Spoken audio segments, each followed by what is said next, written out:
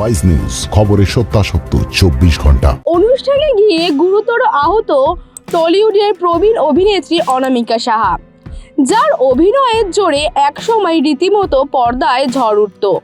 খলনায়িকা হয়েও যে মানুষের নজরে পড়া যায় তা তিনি ঠাটে বাটে বুঝিয়ে দিয়েছিলেন।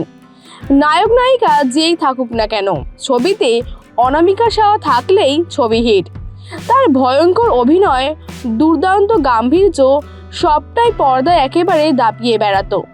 যাই হোক, বর্তমানে অভিনেত্রী সিনেমা থেকে অনেকটাই দূরে, সিরিয়ালে অভিনয় করছেন। সিনেমাতে তাকে সুযোগ দেওয়া হয় না কেন তা নিয়ে তিনি মুখ খোলেননি।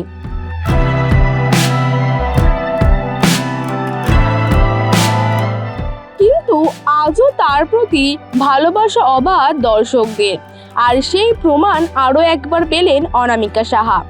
দিন কয়েক আগে অভিনেত্রী গিয়েছিলেন একটি অনুষ্ঠানে। সেখানে গিয়ে ভয়ঙ্কর পরিস্থিতিতে পড়তে হয় তাকে। হাত থেকে ঘাড় এখনও সব জায়গায় আঁচড়ের ডাক্তার, সঙ্গে রক্তারক্তি কাণ্ড, যা দেখে অভিনেত্রী চমকে গেলেও বুঝতে পারেন এখনও তিনি সমানভাবে জনপ্রিয় রয়েছেন।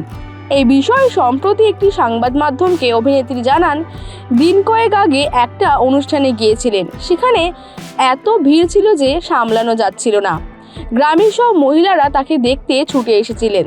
তাকে একেবারে ছুঁয়ে দেখার জন্য রীতিমতো টানটানি শুরু হয়, যাতে অভিনেত্রীর ঘাড় থেকে হাত সব জায়গায় কেটে গিয়েছে, নখের দাগে রক্ত বেরিয়ে গিয়েছে।